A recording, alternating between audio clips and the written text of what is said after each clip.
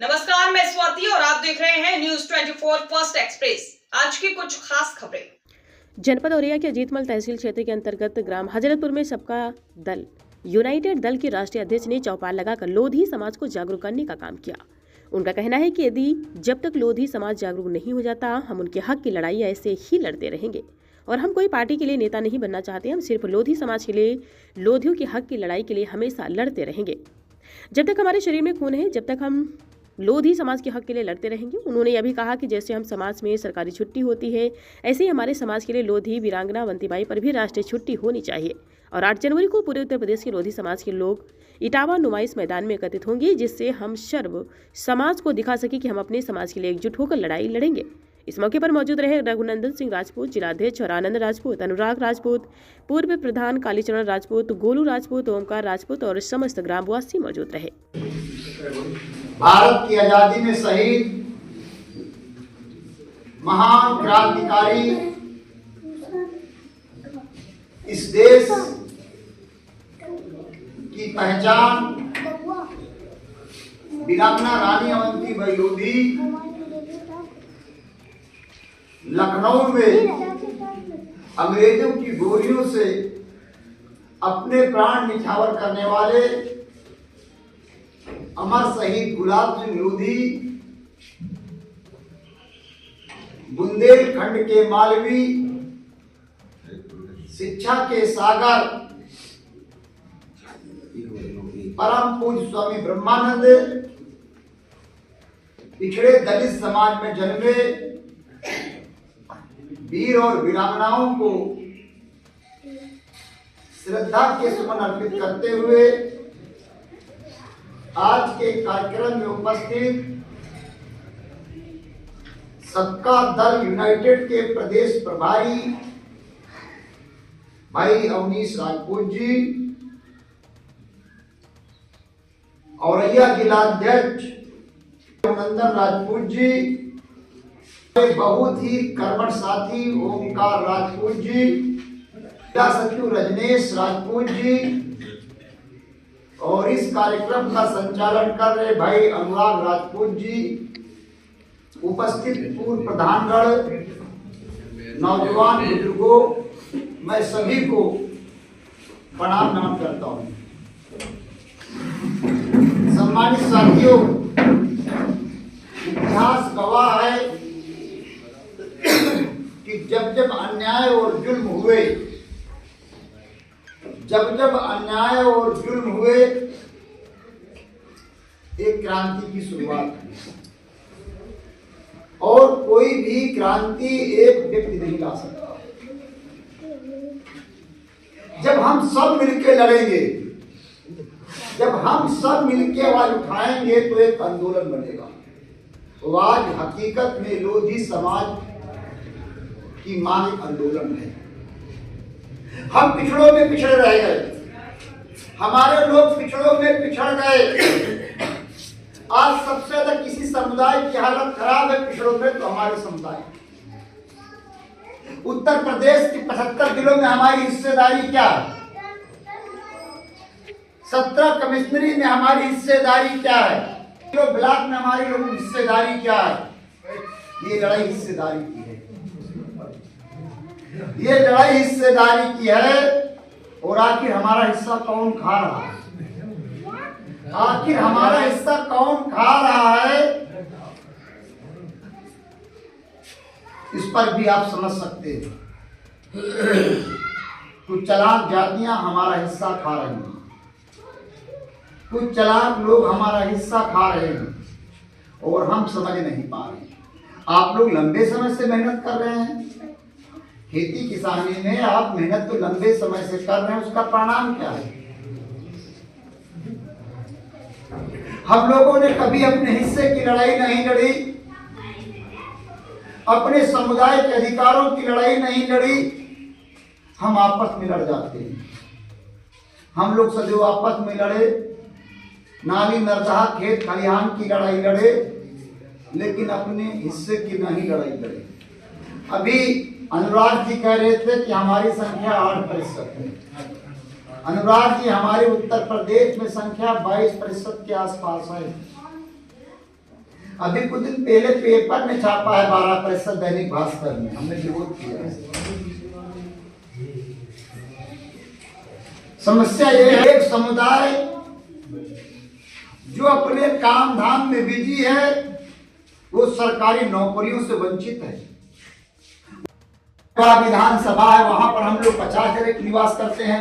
ये 2% इकट्ठा हो जाओ ना तो अपना तफरी मिल जाएगी। 2%, ये 2% हम लोग इकट्ठा हो जाए तो भी सरकार को सोचना पड़ेगा, और अगली सरकार बन नहीं पाएगी बिना आपको संभाल के, वो आप नेता। लेकिन आपके कुछ लोग आपको गुमराह कर देंगे, राम के नाम पर, मंदिर के नाम पे, धर्म के नाम पर। लोधी समाज की बेटी संग बलात्कार होता है, तब क्या वो हिंदू नहीं होता है? अरे बीते कुछ दिन पहले आरएसएस के लोगों से हमारा विवाद चल रहा था। हमने कहा हिंदू की बात करते तो अच्छी बात है, लेकिन हमारे समुदाय में 6 महीने की बच्ची के संग बलात्कार हो, क्या हिंदू थी कि नहीं थी? तब तो कहते लोधी है। हम नौकरी मांगे तब लोधी हैं, हक की बात करें तब लोधी है, और वोट देने के लिए हम हिंदू, ऐसे भी हिंदू पसंद है। ये बात राम जी करते हैं। राम तो हमारे रोम रोम में है कि नहीं है? भाजपा पहले नहीं है, पहले राम आया। जब हमारे घर में किसी की मौत होती है तो राम नाम शक्ति होता है, तो नहीं होता। नहीं चलेगा, नहीं चलेगा। वोट हमारा, राज तुम्हारा। नहीं चलेगा, नहीं चलेगा। वोट हमारा, राज तुम्हारा। नहीं चलेगा, नहीं चलेगा। जिसकी जितनी संख्या भारी, उसकी हिस्सेदारी। जिसकी जितनी संख्या भारी, उसकी हिस्सेदारी। किराना रानी अवंतीबाई लोधी, किराना रानी अवंतीबाई लोधी।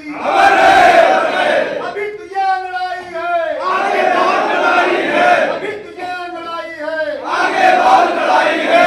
सभी लोगों को नमस्कार।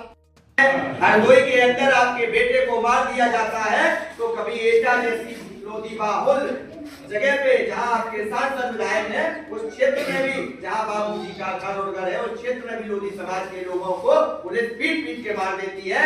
6 महीने की बेटी के बलात्कार हो जाते हैं। आपके भाइयों को, आपकी माताओं बहनों को पूर्ण रूप से तिरस्कार किया जाता है। कई लोगों की को आत्महत्या करनी पड़ती है और कई लोगों की प्रताड़ना से तंग आकर फांसी लगा लेते हैं। लेकिन हमारे समाज के नेता, मंत्री, सांसद, विधायक उस पर एक आवाज और चूं तक नहीं बोलते। आखिर क्या कारण है? मैं अध्यक्ष जी को देखता चला रहा हूं कई लंबे समय से। शायद ही पूरे देश और प्रदेश के अंदर ऐसी कोई घटना होगी जिस घटना को माननीय अध्यक्ष जी ने उठाया ना हो, जिस घटना पर न्याय दिलाने के लिए जिस घटना को उठाया ना हो और उस घटना पर पीड़ित परिवार को न्याय दिलाने के लिए संघर्ष ना किया हो। कहीं के भी हो, अपने कार्यक्रम छोड़ देते हैं। लोगों का भी जब हरदोई के अंदर अभी घटना हुई, गए थे और वहां उनके परिवार से मिले, पीड़ित परिवार के न्याय के लिए जो भी संघर्ष हो सकता है उनको पूर्ण रूप से सांत्वना देकर उनके साथ खड़े हुए और उसके बाद रात में 2 बजे अपने घर पहुंचे आए हुए हैं। उस संकल्प के विषय में 2 बिंदु जरूर कहूंगा कि हर व्यक्ति आज जब कड़ाके की सर्दी पड़ रही है तो हर व्यक्ति अपने घर से जब निकलता है तो जूता मोजा पहनकर बढ़िया फर्स्ट क्लास गर्म कपड़े पहनकर निकलता है, क्योंकि इसलिए निकलता है कहीं सर्दी न लग जाए।